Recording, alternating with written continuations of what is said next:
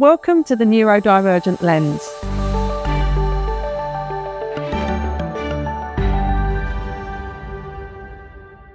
I have a very special guest with me here today, and that's Carly Williams. Carly has spent her career not just working within the women and girls football or soccer, depending on where you are in the world, but actively reshaping it. Carly Williams began her coaching journey in grassroots football before making her way into the girls' game, where she would go on to spend over 7 years at Arsenal Women's Academy. There, she coached across the younger age groups and ultimately took on a pioneering player care role, the first of its kind in Girls' Academy anywhere in the UK. Now, as head coach of Brentford FC Women's First Team, she is leading the club through an exciting new chapter. Away from club football, Carly is England Schools Under-15s team manager and has worked within the England Women's Under-17 squad as part of the England Elite Coach Programme. She is also an FA coach, mentor and tutor.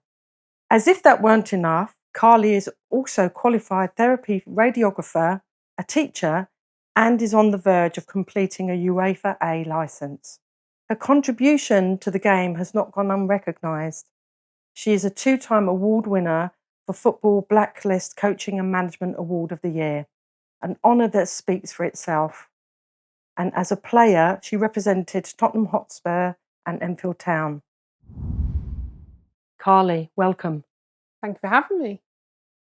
So Carly, this is an impressive resume. And we would love to hear more about you as the coach and how you started your coaching career. For me, obviously, I think football was always part of my journey, but I think my coaching journey really started with my eldest son when he decided he was going to go into football. So for me, I was stood by the side of the pitch watching him, and there was an opportunity to come in and kind of coach him, and I felt like I had something to give at that point. Big thing for me was I was working in the summer and I was kind of watching him and seeing how he was doing, and the head coach came over to me and said, "Oh, we've got a female player here today. Do you mind come and stand by the pitch?" It's safe to say I wasn't by the pitch for an hour, and I was by the pitch for the rest of the day. So I think that's how my coaching journey started, was coaching my eldest Tyler, and also kind of trying to help out and try and inspire some young girls that were playing football in a boys' environment. So you made the transition from coaching boys and segued into coaching girls. How did that come about? I think for me, in terms of kind of, I never, I've never thought about whether we're playing boys or we're playing girls. And I think that for me, football is football. So I think that's really important. So it got to the point where my son needed to go into a football academy, and I went into the women's game. And I think the opportunity came up at Arsenal, and I decided that it was a fantastic opportunity. So he wasn't very happy about me not coaching men anymore, but I think we both needed to go on our next journey. So yeah, it kind of got to a point at under-13s where he needed to go into the academy system. So yeah, it was a great opportunity for me to step into the women's game. Yeah, sounds like it was a really good kind of grounding as well, actually. Yeah, I think like it's always going to be a great opportunity going into an elite environment like that. So yeah, it was a great opportunity. What was the landscape like and the infrastructure like for the girls' game in Essex? There was nothing in Essex in terms of football for the girls. There was school football, and then there was nothing else. So I actually worked with one of my eldest son's coaches to build Basildon District Under-15s. It was a real good opportunity to bring elite football into the game there. I think at the time there was Essex RTC, and then there was nothing between Norwich, Ipswich, your West Ham, your Tottenham, your Arsenal. So there's a big gap in Essex, and there always has been around that talent and how you nurture that elite environment. So yeah, there's lots of talent out there, but yeah, we just need to make sure we keep pushing opportunities. Yeah, absolutely. I know that you are working within the England setup as well. Could you say a little bit more about how that feels to work with the England setup? Yeah, I think I've had 2 opportunities over the last few years.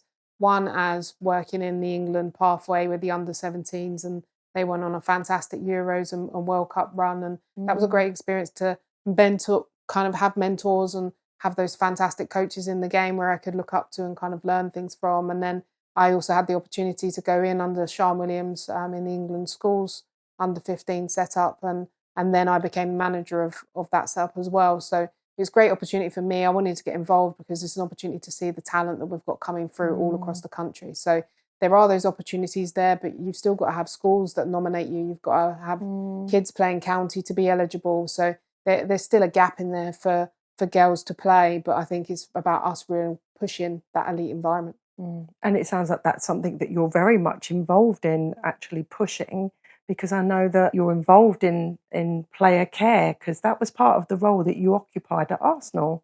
Yeah, so I was whilst I was working as a radiographer, I was also a coach for 5 years at Arsenal, and then an opportunity came and I took a career break from the NHS, and it gave me an opportunity to work in football full time. I was player care lead. They wanted someone to come in that knew the environment. I obviously was quite familiar with Arsenal. My son being in the game, player care wise, I knew as a parent what works, what doesn't.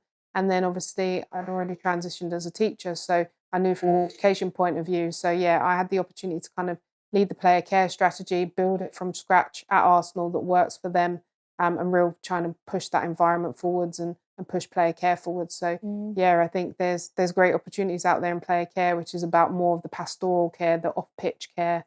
And at Arsenal, I also got the opportunity to build the human development curriculum. So that was everything off-pitch, from how they organise themselves to kind of how they prepare for a football game, and then also line manage sports psych. So really kind of built that curriculum of sports psych and I guess the kind of the holistic care around players. So yeah, it was a fantastic opportunity, which I did for 2 years, but I also made sure I did coaching at the same time. So I coached in the under 21s as well. So I spent most of my time with them anyway. So it was a great opportunity to kind of do both balance player care and coaching. And as far as I'm aware, that was a new setup. That was something, a role that didn't exist beforehand. And here you were kind of like then occupying that role. So you must have been integral in kind of shaping that and bringing in all of the aspects that you've mentioned. Yeah, for me, like it was a real important role that we were kind of missing in the women's academy game. I think obviously the FA brought in kind of regulations where you had to have a player care lead. So it was a real opportunity for us to kind of push forwards, and it was one of the first roles of its kind. So yeah, there's a group of those player cares that are still in the academy game trying to push it forwards, and obviously it's got to be bespoke. It can't be a carbon copy of the boys' game, because that doesn't work. The resources are different, the players are different, the player needs are different. So I think that's really important, and for me to kind of do the strategy, revamp it again, and then I think it was someone else's to kind of take to the next level. So that's when I decided that I needed to get back on the grass. So I think it's definitely an important part of the women's game, and especially at the very elite game where they're transitioning. Players are potentially missing exams for Euros and Champions League finals, and making sure that you kind of support those players, those top talents like your Katie Reeds, your Michelle Adjumans, your Viv Lears, and make sure that they are able to get an education and have a dual career. And that's a massive part that player care kind of looks after in the women's game. Yeah. So expanding a little bit more on that player care aspect, what kind of things would you be assisting young people with? What kind of, you mentioned about pastoral care, and you mentioned about bringing in psych educators, and what on a day-to-day level, what kind of support would you have been giving individuals? Obviously, the support that the players got ranged. So I was looking after 168 players across under 9s to under 21. So their needs and what they needed looked very different. I think a big thing was obviously education, and those players that maybe need a little bit of support in education to maybe learning and how they learn as a footballer in our environment. So that was kind of really important, and the support as well. So supporting the coaches to recognise when things are behaviour issues, or actually when it's kind of a neurodivergent kind of traits that they're showing, and maybe they might be undiagnosed. So I think that's really important around the support and education around the coaches, what it means when you've got someone looking after pastoral care. You can make sure that everything outside of football looks okay, and that they're supported in their journey. And I think that can be from an education lens. That could be they could be young carers. It could be that you're making sure that those players are kind of turning up on time, or that they've got enough resources. And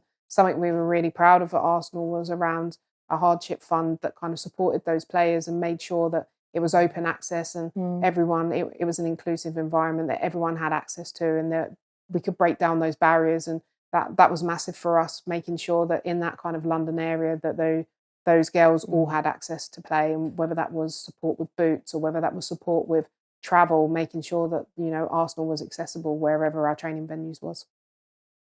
Yeah, I can see actually how important that would have been. Yeah, and with the older ones, it was probably more performance based. So, did they need sports psych support in terms of handling pressure and managing pressure, and or did they need kind of modifications in terms of their development plans and what they were going after? So, and I guess a big part for me of the player care role was around transition. So, players are not going to stay every year, but big thing for me was that every player that left Arsenal made sure that they was in a club, whether that was they wanted to play for a grassroots club or they were sent out early to trial for other academies, and really putting the power in their hands around their transition and the power in their hands around what their next club might look like, and really kind of, I guess, taking away not the Arsenal badge as such, but, you know, teaching them the importance that they're a footballer that plays at Arsenal. They're not an Arsenal footballer. So I think that kind of identity piece is really key. And I think player care, working with sports psych on that, I think was a real important part in that kind of journey whilst I was there.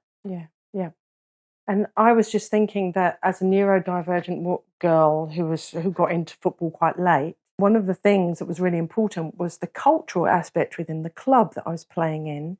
So whether or not the diversity was celebrated or there was a positive culture within the club in terms of talking about whether it's neurodiversity or diversity in general, that to me feels a really important aspect around neurodivergent individuals. And I wonder what you may have noticed, obviously, as the head coach of Brentford women's first team. Culture is always important. So regardless of diversity or neurodiversity, I think it's important the culture that you've built. And I think that's really important in terms of even bringing new players in. And I've spoken a lot around balancing culture and talent. And I think a big thing, or big success for me in the last year was around building culture in that Brentford women's team. So for me, I think if it's a safe environment, it's good for everyone. So it doesn't matter at what point you are in terms of your life or things that are happening in your life. And, you know, there's new diagnoses all the time. So it's making sure that that environment is safe, making sure that players are supportive, making sure that staff are aware that need to be aware. And I think that's what's really important. Sometimes neurodivergent players are, I guess, reluctant to kind of say that they're being diagnosed, or reluctant to just, I guess, give a diagnosis because they don't want to be judged. And I think really making sure that that's a safe environment can be really key, and working with them in terms of how they like to learn things that might be challenges. Is it a cone colour? Is it too many cones? And making sure that in your planning you've taken that into account, and how you kind of interact with those players can be really key. Is it one-to-one? Is it making sure you're not calling them out in a group?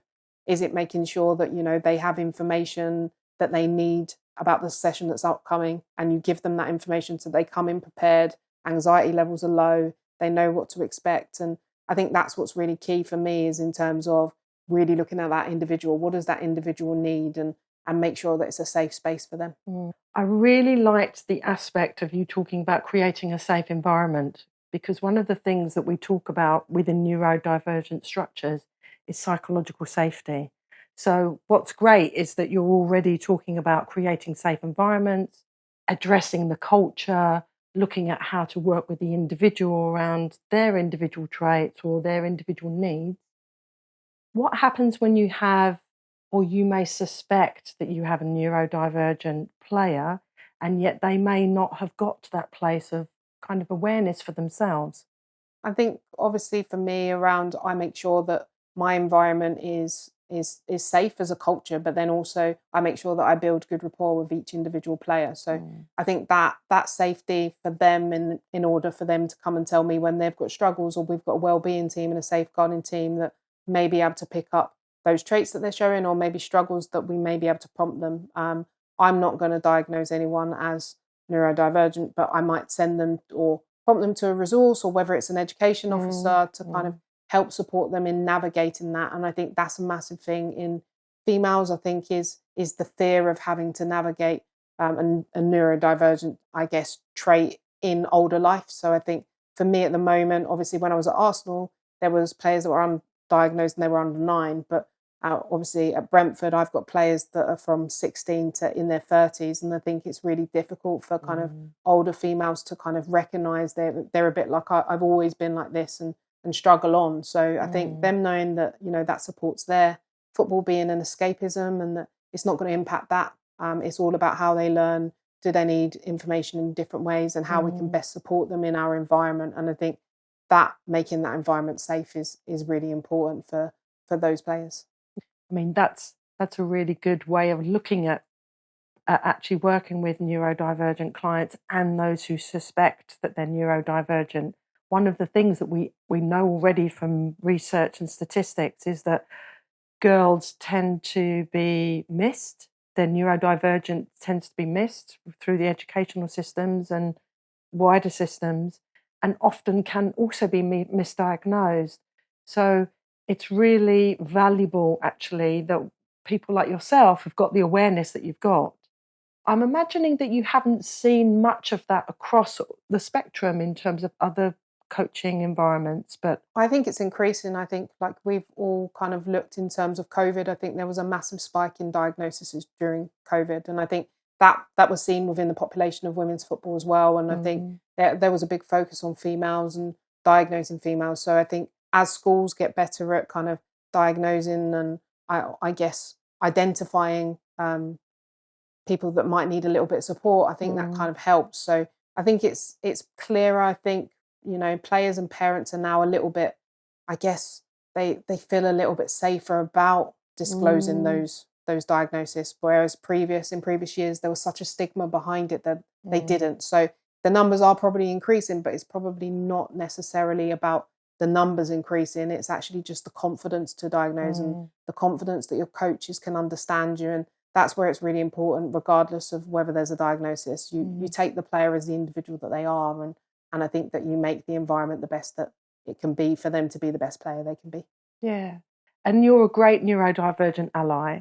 And I'm imagining that your experience is actually building that awareness and raising that awareness within your club structure and your staff team. So how do you support your staff, and how do you kind of impart that knowledge to the rest of your staff team and to the rest of the kind of structure around you? I think for me, it's obviously important to acknowledge that I probably gained those transferable skills when I was a radiographer in the NHS, or when I was a teacher, and what that kind of looked like. I had a lot of classes where I had neurodivergent, I guess, pupils, and then also I had kind of lower sets where maybe some of those pupils were, you know, seen as a naughty child rather than actually look at the diagnosis. And it's really hard to kind of diagnose when there's other issues kind of going on with those pupils. So I think I've taken those transferable skills, that pastoral background that I've got, kind of into player care at Arsenal and then beyond into Brentford. And there's some fantastic allies in Brentford as well. And I think that's really important in terms of, you know, knowing who to go to. And I think I also don't think I know everything. So actually it's knowing who you can go to that's going to help you with those resources. And a big thing around females is trust. So actually they may disclose a diagnosis to you, but that doesn't mean that you need to go and tell the whole MDT. I think only the relevant people need to know. So is it the medical team need to know and the coaching team doesn't, because it doesn't impact them on the pitch, but they just wanted myself to know, or they wanted certain people to know. Sometimes, you know, there's struggles in the rest of their life, and they ask me where I can tell the staff group, just so that everyone's aware. So I think it's really going to that individual and asking what support they need. Can we help them? Can we signpost them?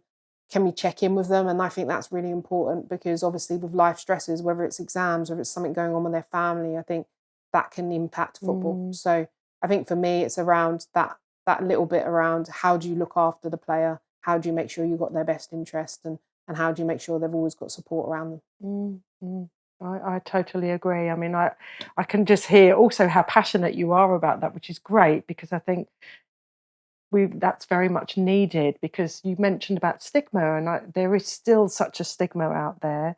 And of course, we're talking about the girls and women's game, where yes, it's had so much success on the back of the Lionesses, victories and wins in the Euros and across the board. but there is so much more to be achieved, and so many more barriers in terms of reducing stigma and being able to acknowledge neurodivergence. I mean, I'm aware that Lucy Bronze, who is now the ambassador for the National Autistic Society, she went for her diagnosis on autism and ADHD in 2021. And she was very brave in openly coming out and discussing that. And I mean, that in itself, and she's a higher profile player, if you like, and it's still a brave thing for somebody to do. And she was very openly talking about her experience of how her neurodivergent traits show up. That sense of, you know, her mind, like the ADHD aspect, her mind working 100 miles an hour, which meant that she could stay one step ahead. And she was very openly talking about her, perhaps some of her more autistic traits, which could be misunderstood as being a bit socially awkward or a bit socially distant and kind of not meeting people's eye contact. And there feels like there is still stigma out there, and it's still a risk for people, particularly girls, to kind of step forward and, well, first go on that personal journey and unravel that for themselves, but also be in the spotlight. We've got more girls being paid and being paid to play, which is great, and also having more of a profile. How might you help them manage that in the kind of spotlight when it kind of shined on them? I think obviously in terms of when it's a spotlight or it's a media, if that's one of their traits that they're not comfortable with, whether they're socially awkward or whether it's just a kind of a mental block of something that they don't want to do, I think it's important having the team around them that have had the conversation around what are they comfortable to do. I think now, I guess there's a lot of training on media training and kind of bits like that. So you kind of identify them internally in club. And I think a lot of players are aware of players that kind of have neurodiversity within their teams, but it's maybe not necessarily out there as a public thing. So I think it's about we're always, and especially in women's football, it's all about how do you support your teammates. So a big value for us at Brentford is togetherness. So that then covers kind of anyone that kind of struggles in a social background, because actually we bring them along with us. So it's not necessarily about whether they're neurodiverse or not.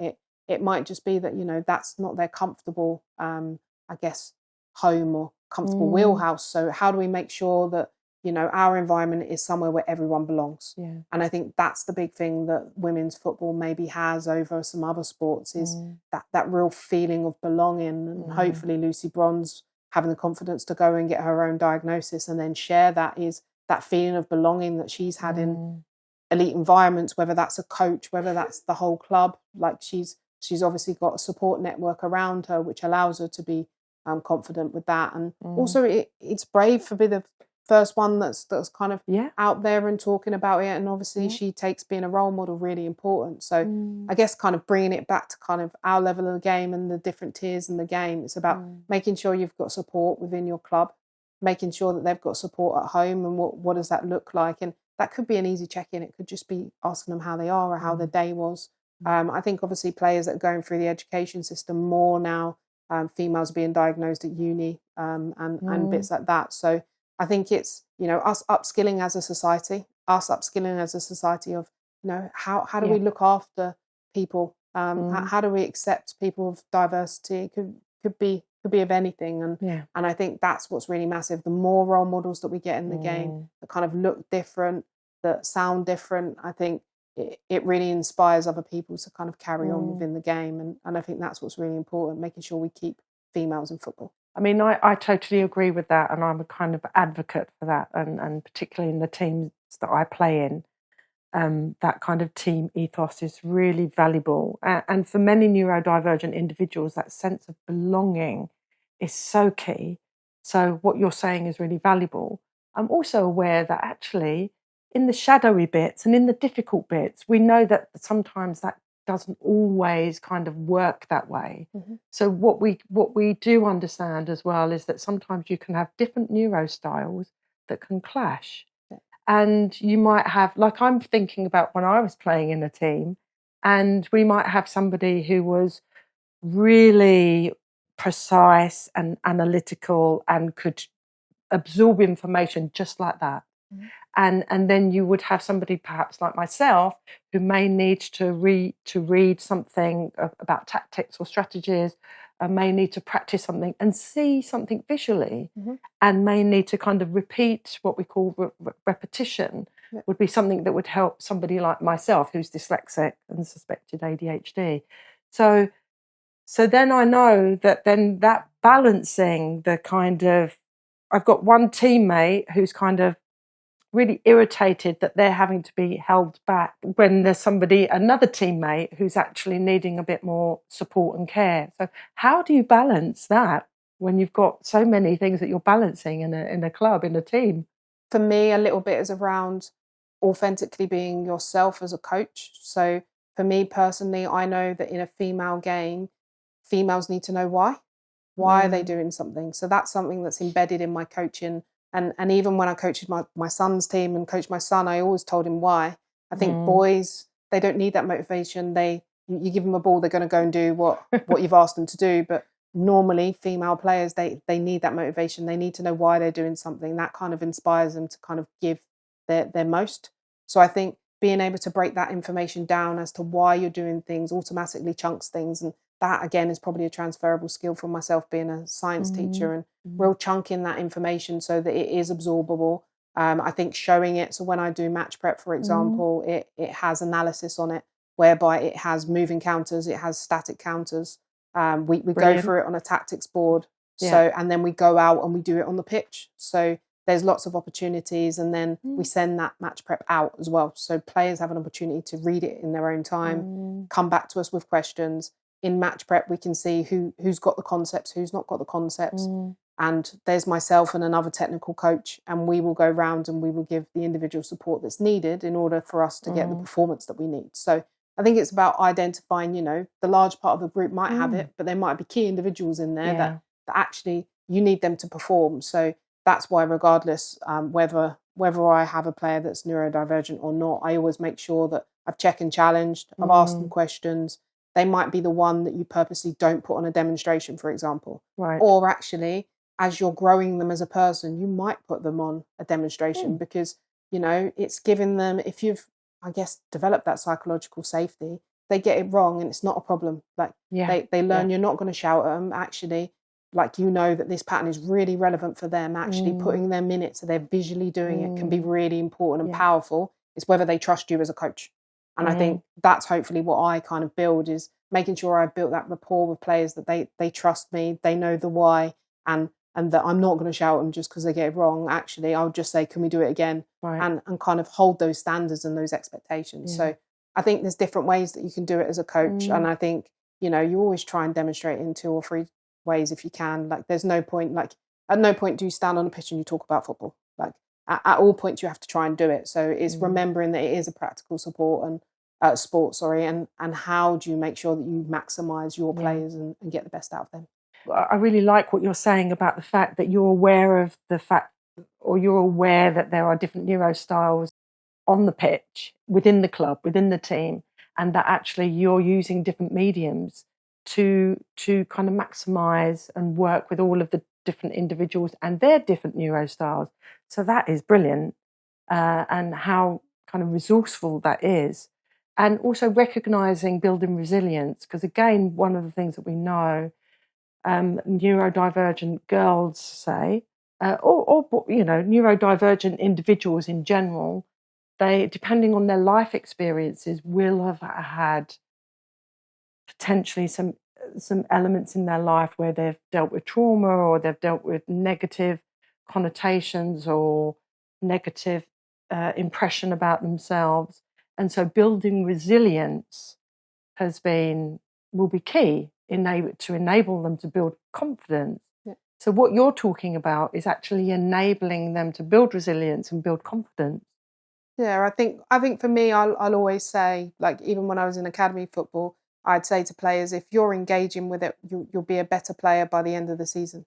I'm not guaranteed that, you'll necessarily have a contract, but actually you'll be a better player by the end of the season. And that's hopefully what I bring into my coaching in Brentford women, is that players are better people on and off the pitch. I'm very person-centered, so it's always people first, players second.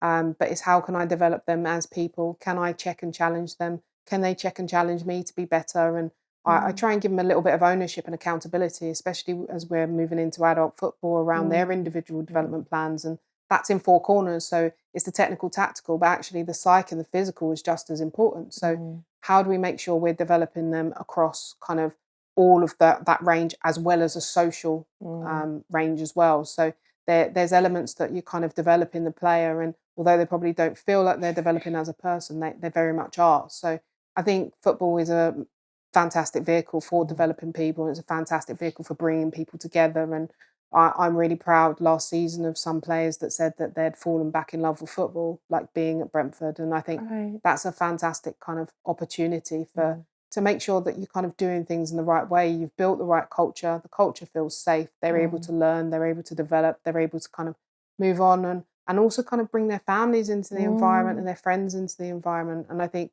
that together can be such a powerful thing if they've got the right support, whether they've got a diversity or not. And I think that kind of unity, I don't think you ever find anything like your own team. So your own team against the rest of the world, like that's how it feels. So I think it's a fantastic opportunity to kind of develop people. It's a really beautiful sentiment, actually, that you're not just building football players, you're building human beings to be the best version of themselves. Yeah, I think that one of Brentford's big ambitions is to be the best football club for female players and it have a real female health lens. So I think like that kind of links in, because being such a community club, I think that's so important in terms of engaging community, people having inspirational role models, and obviously we have a big diversity, I guess, background within that area. So I think it's a real opportunity to kind of go out there and showcase what we're doing, build an academy, hopefully have sustainable players through it. And there's no doubt within that academy there will likely be some diversity that hopefully we can help and support with our community support and everything that we do in order to kind of build people who are lifelong Brentford fans, and kind of they obviously stay in football. And I think that's important. Like, even if you do it as a grassroots for the rest of your life, I think such an important thing. You make so many friends. You can build your support network through that. That could be your safety. That could be your outlet if you've had a frustrating day at work. So I think it can be a real powerful thing, football. I think it is a real powerful thing. I mean, I think back to my own journey, and actually it was at a very precarious time in my life. And the moment I stepped foot in the football club that I had stepped foot in, it changed my life dramatically, and it created a sense of community that I'd never felt anywhere else. And so I totally can relate. I can resonate from that from a personal perspective. And I often hear from people or clients that I'm working with how important belonging and community is. So what you're building at Brentford, and that they're lucky to have you as well, it is brilliant. What I want to say is congratulations on being awarded a coaching and management award by Football Blacklist. How does that feel? It's amazing. Like, to be recognised by the Football Blacklist is massive. And I think for myself, an ethnic minority, I guess background, I think it's really important for people like myself to be recognised within the game, and obviously as a female coach as well. So hopefully I kind of represent kind of a lot of that kind of, I guess, minority group, and hopefully it can inspire others. It's a real important night in the football calendar, and to be awarded twice is a fantastic opportunity. So yeah, I'm really thankful to the Football Blacklist, and it's helped me in my career as well. Yes, I saw that it was a second successive award. So, I mean, that's an even bigger achievement. And you've kind of anticipated a bit my next question around how important it is for young girls to see diversity being modelled in the way that you're modelling it.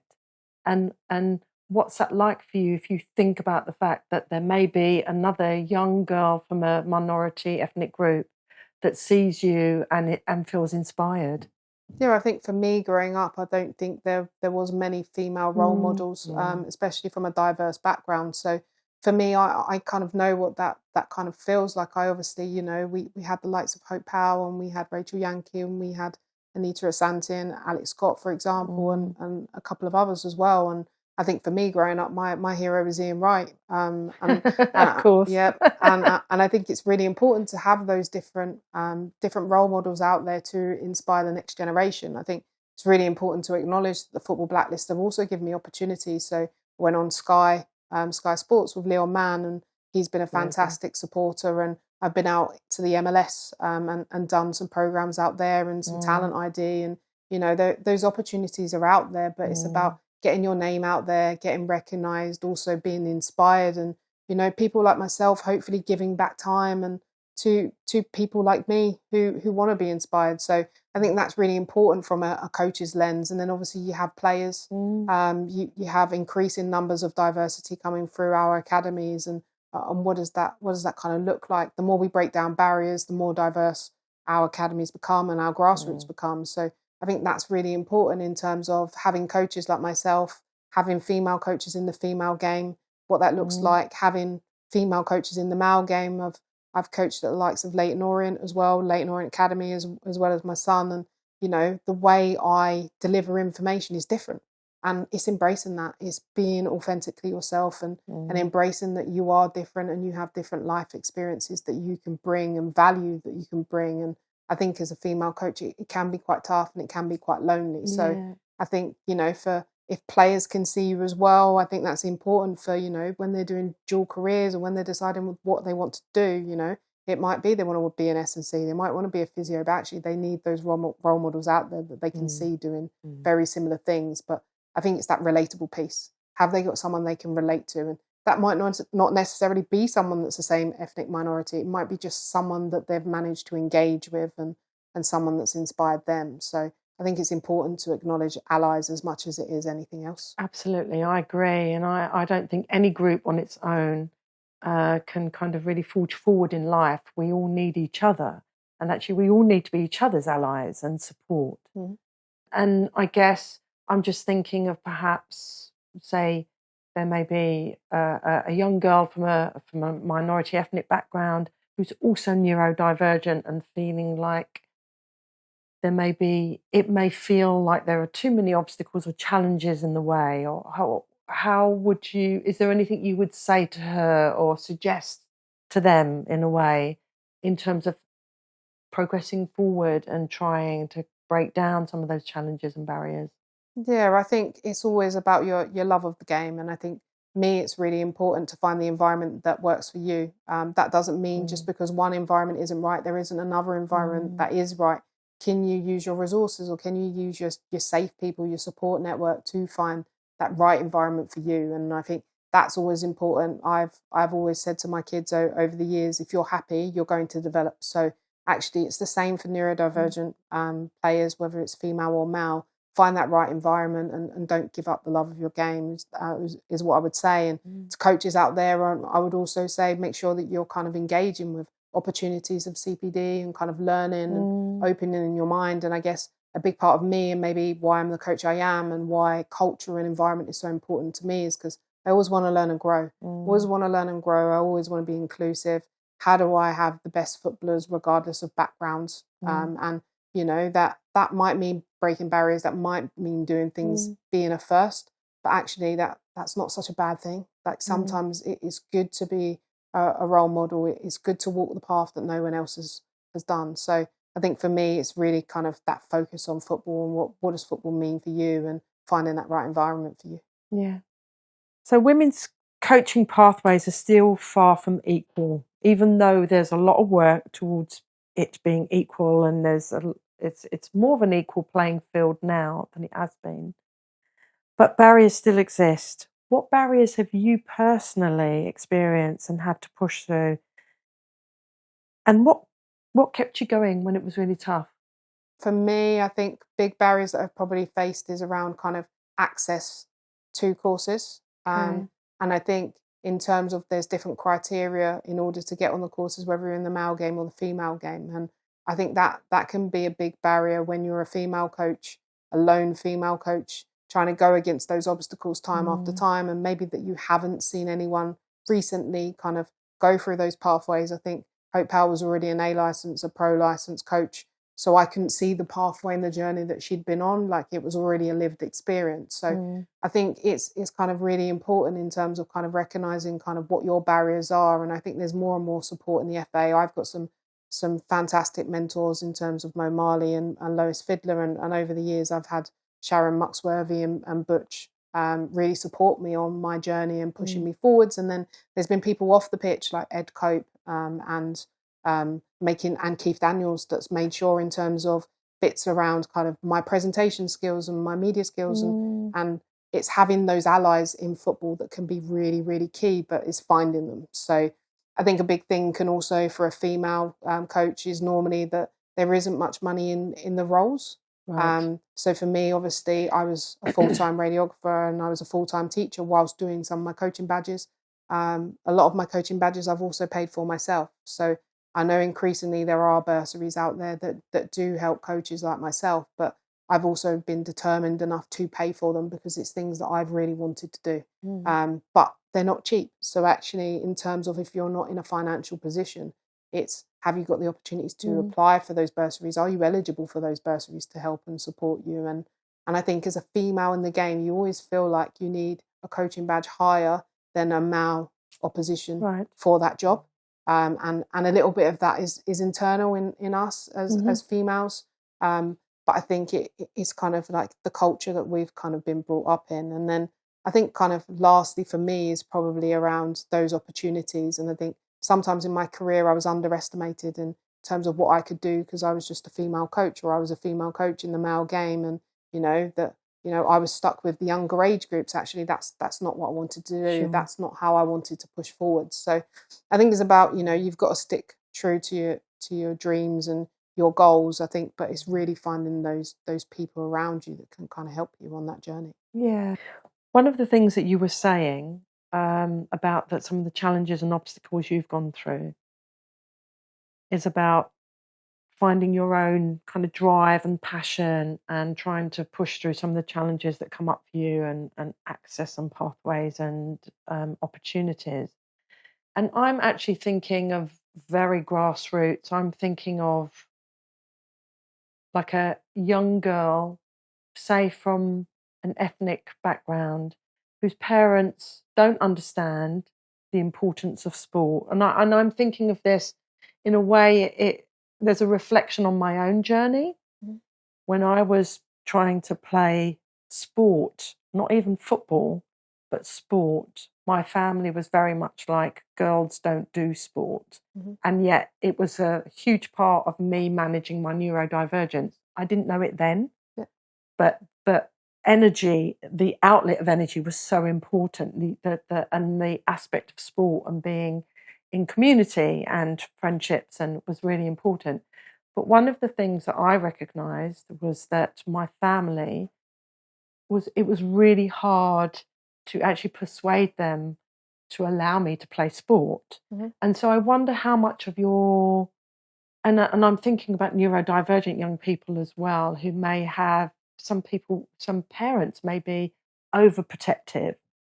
So I'm thinking about, how do you manage kind of, or break the barrier of parents at grassroots level? I guess I'm talking about, because at your club they would have already arrived, but perhaps a couple of scenes behind. I think for me, I guess the real important thing is that culture piece, is inviting families in so they can see they can see the enjoyment from those players and what sport gives to them. And I think, like, sometimes obviously if they're in the school environment, you as a parent don't get to go, so you don't get to see how much it kind of means to them. And I think a little bit, obviously the player needs to kind of fight their corner a little bit, but I think also kind of there's campaigns and summer camps and bits like that can really kind of show the powerful use of that. And I think like another barrier in terms of is that role model piece. And I've often been on courses where I've been the only female, let alone being the only female of diversity, let alone being the only person of diversity. So I think it's kind of making sure that we're diversifying our workforce that can inspire. And sometimes a coach from a diverse background could potentially I guess interact with those parents and kind of inspire those parents, or is it a cultural piece? And those coaches might have a community link, especially if it's a grassroots team. Like they might go to, you know, the same kind of social clubs, or they may go to Tesco's and bump into each other all the time. So it's about spreading the good word. And I think Brentford's really good at that. Like in terms of, I think we engage over 3,000 girls in community football, in the grassroots level of football. And I think that can be so powerful, I think, to kind of get the word out. And I think when we had our game at the G-Tech, we had like a fan engagement zone, and parents could come along and they could see what football is and how happy it makes their kids. So I think it's making sure that you have those community-based participant programs, I think, where you can really kind of inspire the next generation coming through. Really good point. If you could change one structural thing in the women and girls game that would make a big difference tomorrow, particularly that would involve or bring in more neurodivergent young girls, what would it be? I think it would be closer engagement between different programs. I think a lot of the time we have good school programs and we have good Saturday or Sunday programs, but actually do they talk to each other?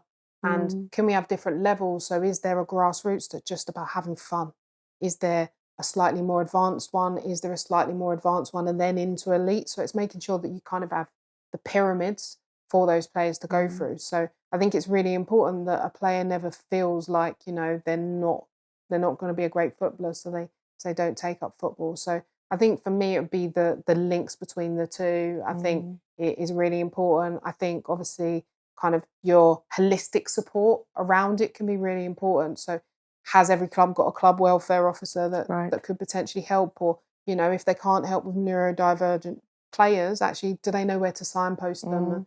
And I think that could be really important in terms of just making sure, for me, number one, players stay in football. Number two, that players grassroots level and beyond have support networks that keep them in football, keep them engaging, because I think sport can be such a fantastic thing for mental health, and whether you've got a diversity or not, I think it can be such an important kind of way of life. And you know, socializing, all those key skills I think that you can learn from football, I think you can then get out in life and use in your life experience. So I think kind of making sure people stay engaged would be massive for me. And then also spotlighting, I guess, finally spotlighting role models.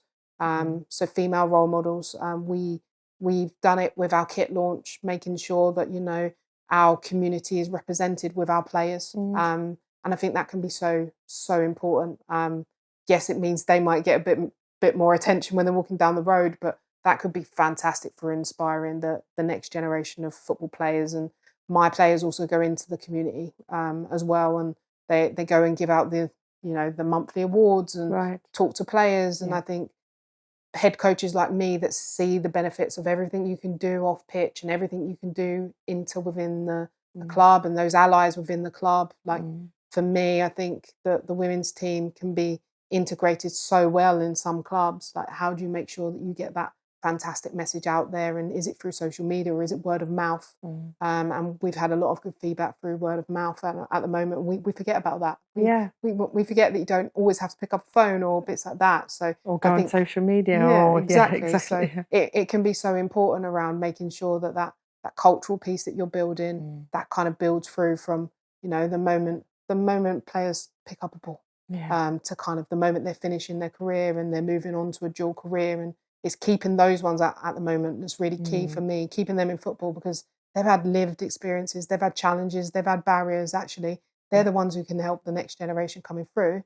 But us as a club, can we help them with their next steps? Do they want to work in media, or actually do they want to work in marketing? Do they want to work in HR? Do they want to coach? There's so many different avenues in female football. So I think there's a lot we can change. There's a lot we can always go after, but I think it's about kind of staying true to ourselves. And I think the England women team always talk about the women's game being very different. I think we authentically need to keep it different, but how do we make sure that we're keeping those players in it to kind of affect it for the good? Absolutely. It's kind of like enabling those younger players to stand on the shoulders of the giants of the game from the previous generation in a way, so that they can then repeat that lived experience and then be the person that somebody else will stand on the shoulder of giants of. So, and I think it's also them being brave enough to walk new pathways. And I think, like, we saw that with the Euros. Yes, we've now won it twice, but we had to do it once first. Absolutely. And we're still waiting for the World Cup. So I think it's really important that, you know, we have these strong role models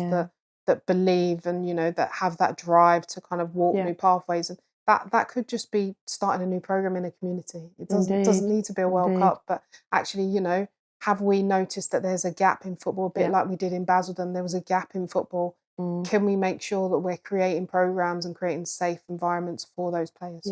Yeah, absolutely. Kind of creating those community, that community cohesion, and then that community expansion that can kind of do the work for itself through that word of mouth that you mentioned. Yeah, exactly. So I guess kind of as a final question, what would you say to a young woman, a young neurodivergent woman who sees football as a career but can't see themselves getting to that place?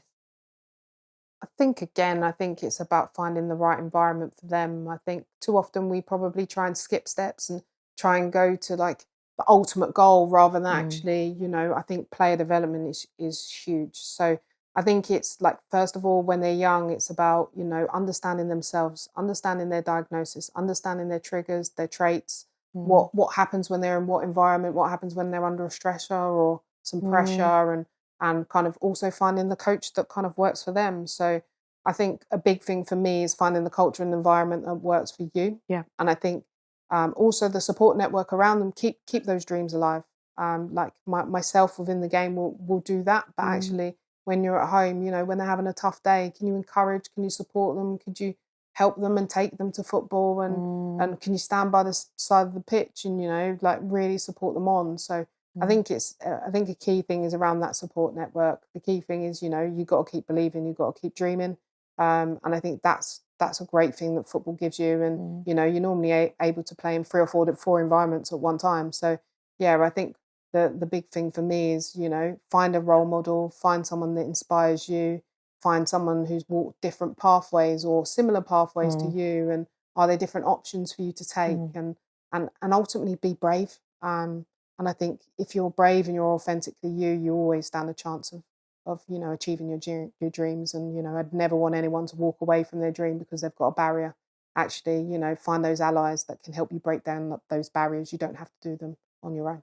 I love that. Find your allies to help you break down those barriers. You don't have to do it on your own. Carly Williams, thank you so much for your time. Thank you for being on the Neurodivergent Lens, and we wish you and the club every success moving forward. Thank you very much for having me. Thank you for joining us today. I hope that you will join us next time as we delve further into more conversations around neurodivergence. And if you liked what you heard, then subscribe and let's keep the conversation going on neurodivergence.